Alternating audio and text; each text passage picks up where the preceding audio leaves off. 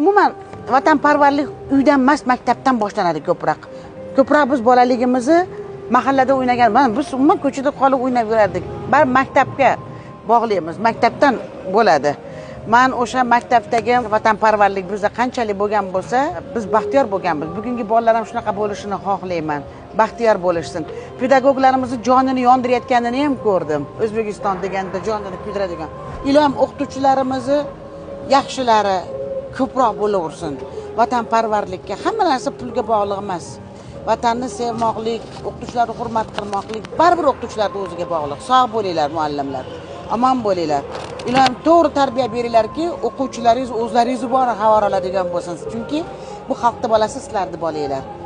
Sizlar ham otamizsizlar, onamizsizlar, ota-onadan ulug'sizlar, ustozlar. Sog' bo'lib, salomat bo'linglar.